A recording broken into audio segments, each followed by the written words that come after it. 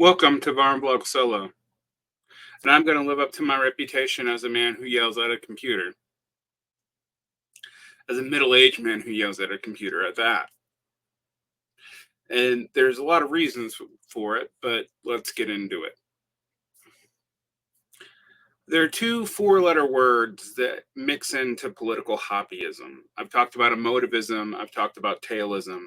I've talked about the ways in which people will try to project onto foreign countries that they don't understand, things that are not actually justified in material reality of realpolitik.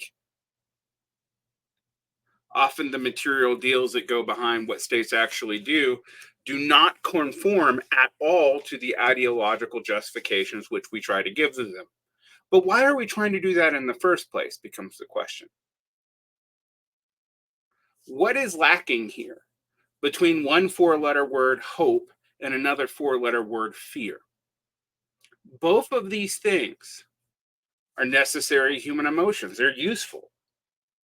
And yet, in our dopamine-addled world, where we project our moral valences onto our statements about politics, which we often do not really act on, but argue about incessantly, those two things are one of the most easily triggered ways to get you to turn off your fucking brain. Whether it's Gaza, how come the other great powers haven't done anything? Sure, there's been support for the International Criminal Court and the International Court of Justice, and yet pretty much all the major powers still have trade relationships with Israel, even the ones that you think are on the Palestinian side and play good lip service to them. Sure, the major arms sellers to Israel are first the United States by a huge amount, probably about 60 to 70%, then about 30% Germany, then the rest of the EU. But China has still sold drones to Israel, still operates a port in Haifa. Russia still is a major trade partner to Israel.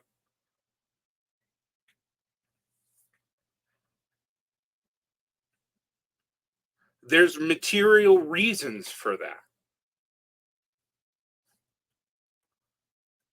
Does that mean these states have any hostility towards the Palestinian people? No. No, it doesn't. This contradiction about the way states interact and even how their leaders feel goes over most people's heads.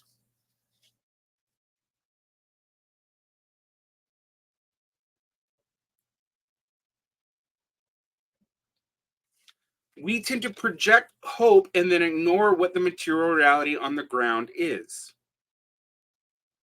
And when that material reality doesn't come into fruition,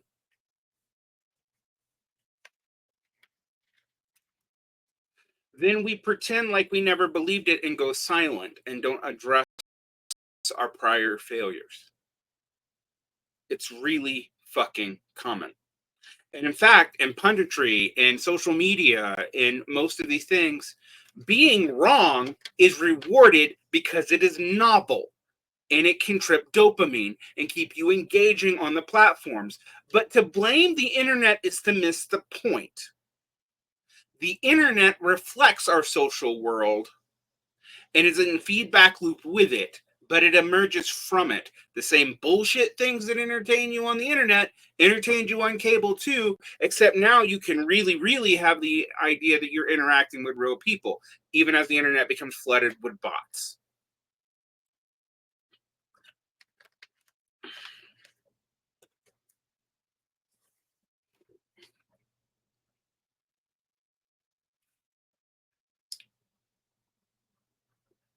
When the stakes are as high as they are right now, lying to yourself about where you are because of popular discontent is something that has a cost.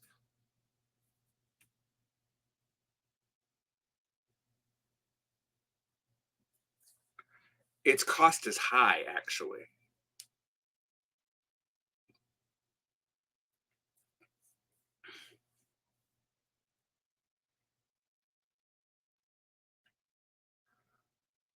And often when you're trying to deal with one thing, because of the complexity of the situation, you hit on other problems. How many people learned about the extent of endowments from the Palestinian protests? And how little the major universities have any investment even in education? If Adam Tooze is talking about it, then it's, adjacent to the New York Times at this point. But it's something that we should have been seeing develop for a decade. We have seen economic diversity decrease at universities with the proliferation of things like diversity statements. Now, I don't think the diversity statement is a cause, but like with any statement, you need massive amounts of social capital, which is based on real capital to do. And yet, the moral valences of our grad students are at stake, even as college enrollment goes down. And universities don't really care because we're seeing power law distributions here. The big universities have big endowments. They don't need students. They could operate as landlords at this point, and in many cities are. As I've said many times, Columbia and NYU are the biggest landlords in New York City, one of the hottest rental markets and real estate markets on the fucking earth.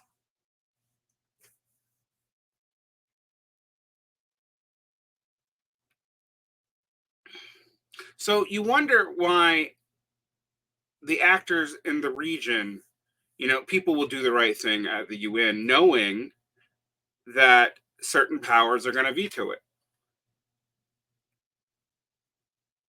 But who's going to protect the Irish peacekeepers that I read today? Had a tank muzzle pointed at them. Who's going to protect the fact that this thing in Gaza has killed more aid workers than I think we've seen in the modern world? That our politicians talk out of both sides of their mouths about it. It's the worst in the United States. As a global hegemon, you should expect it to be the worst. The lead power is almost necessarily the most dishonest. And for those of us in America, that should be where we focus. We nominally, although I'm going to admit it's very nominally, you can protest till you're blue in the face. It doesn't really matter much anymore. That shit's factored in. And I know people get mad at me. I've had people say, you discount the power of protest. Really? Really? Really? I discount the power of protests and riots. You discount the power of them to be recuperatable because they don't lead to organizations. And I'm not talking about verticalist organizations or horizontalist organizations. I'm talking about any at all.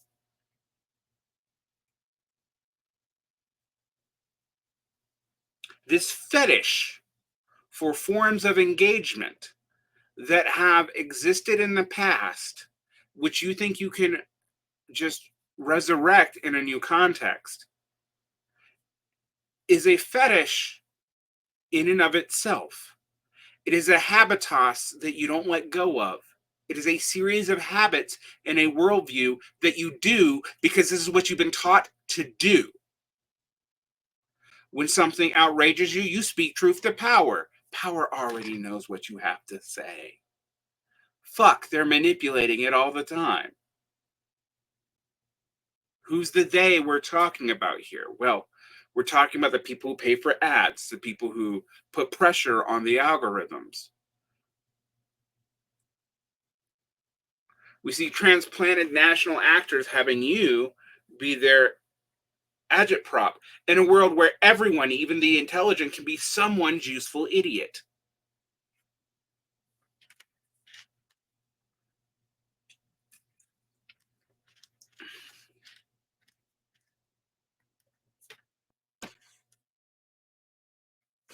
And so between hope and fear, you have the bazaar of broken dreams.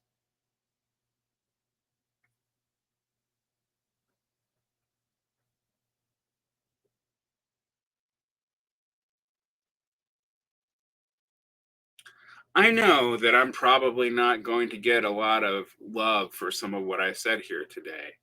After all, it is the United States that's primarily funding what is going on in Israel.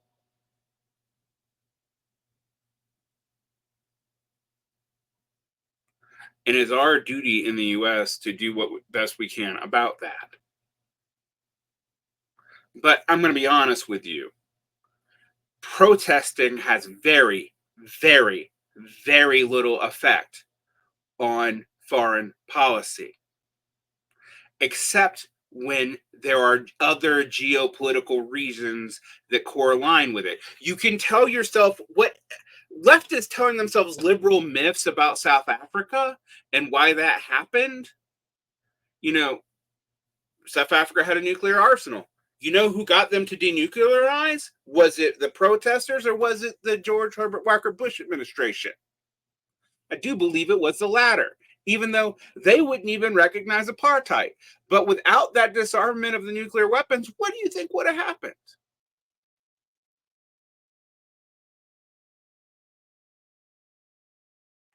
But people yell at you when you point out that they're not making the proper comparisons, that they don't understand the long durée of the situation. They assume that you're just shitting on their dreams so that the status quo can go on. But my friends, your protests are already figured in. You can scream as loud if you fucking want on Twitter. You can talk about the illegitimacy of these governments. They are largely illegitimate, by the way. It doesn't fucking matter. What can you do about it? Public legitimacy in some ways actually matters more for autocracies who have to stop things from completely breaking than it does for democracies who can channel it out and have it in a minority opinion. And no, no one's planning this. It's part of management. But if you think that populism in and of itself is going to get you out of this, be it left or right, have you not paid attention the last decade and a half? Right-wing populist government in Europe still tend to march to the same drum as everybody else in Europe. It is not like Maloney has broken up the EU or Orban or any of those figures. They might say some slightly nicer things about Russia.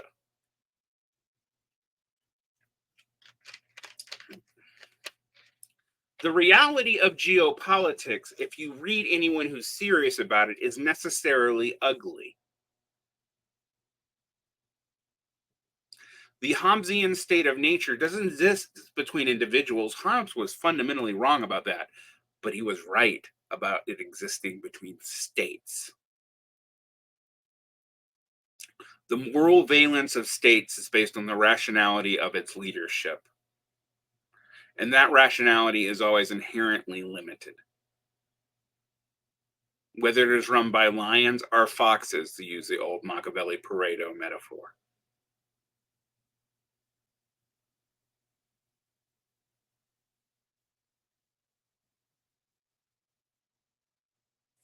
I'm not saying things are hopeless. They're not. They're not. But I'm saying you have to see clearly about it. This two quo K game that people play, oh, but you do this too. All right. Maybe that's useful for breaking up anti communist myths or xenophobic myths. Actually, it kind of is useful for that. But there's a point in which it's just a defense of the status quo. That's always what it logically goes to. It's why it's an informal logical fallacy. Yet people won't shut the fuck up about it.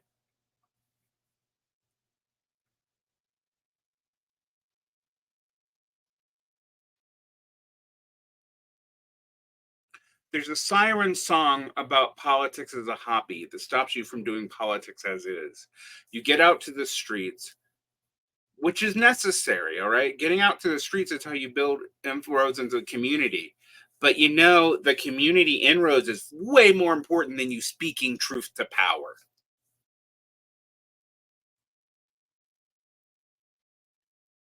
Do you think the powers that be don't know the fucking truth? They know it.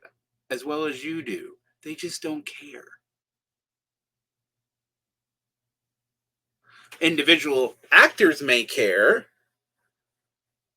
all the time, but we can see the way that the last few years have gone, that underlying deep principles don't undergird any of this in most of the developed countries.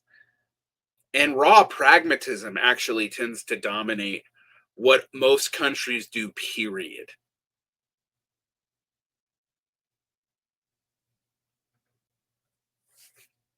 Project on that whatever you want, be a cheerleader for whoever you want, but do not lie to yourself because you're lying to yourself about things with stakes. And if the lie stops you from doing what you can do, which admittedly is a little bit hard to see right now,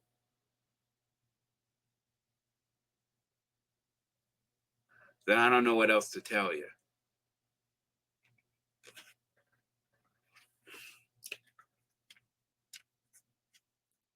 There is no shortcut for changing the politics of your society. There is no way to go quickly around it. There's no way to just bypass it. You have to deal with the reality at hand.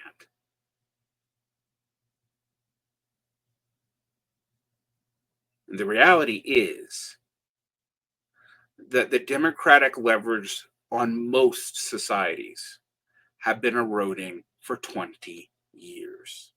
De-democratization has been developing largely concurrently with the internet. Why? To protect property for the most part, and to allow for the creation of rentier markets where there weren't in the past, compelled by the government. What do you think neoliberalism actually was? It wasn't laissez-faire. That laissez-faire bullshit stuff that you tell the children.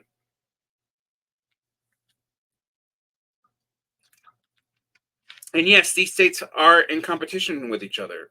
And yes, I started off with a critique of China. China could do more in the Palestinian situation.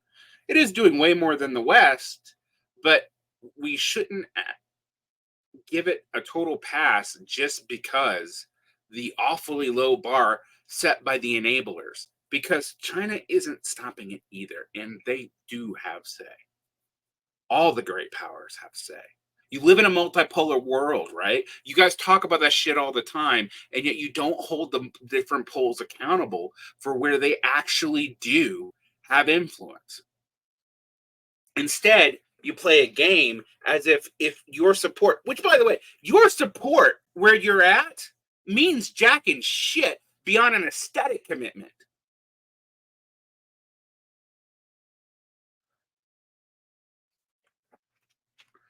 I mean, sure, Vietnam people put up a nice statue to student protesters. Did they have no effect? No, they had some. But what ended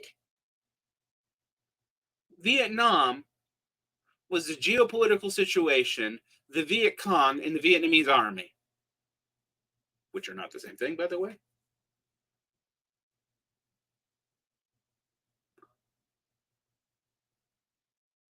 And the fact that the attrition of conscripted soldiers made it a hard war to fight.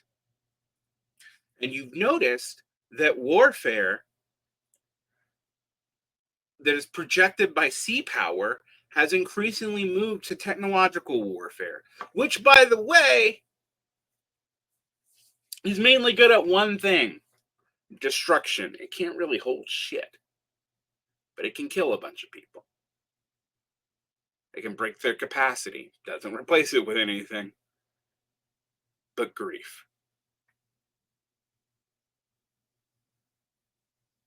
Hopefully, with the possible situation expanding, all over the world in many different ways. We can start seeing with this. But many of us are going to continue pretending that our heartfelt political feelings really fucking matter. They matter to you. They don't matter to politics.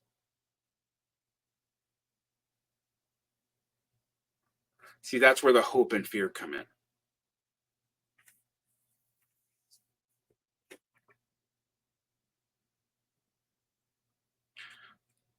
Yelling at the left is kind of de rigueur. The left is just as symptomatic as anything else. It's not the left that's the problem. Although people, when I say that, will like, oh, you're trying to distract from. Yeah, I know. I'm picking on your team too, and you get mad about it.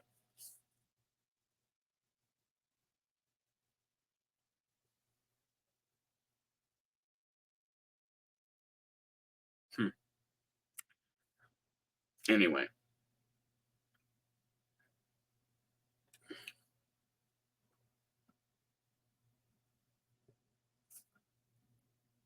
focus on doing what you can pragmatically.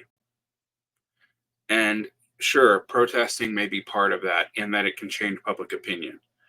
But let's be honest. Just like with getting rid of Biden, it wasn't public opinion that mattered. It was the donors that mattered. If you can make this matter to them, that's the world you live in. That's the lever you have to pull.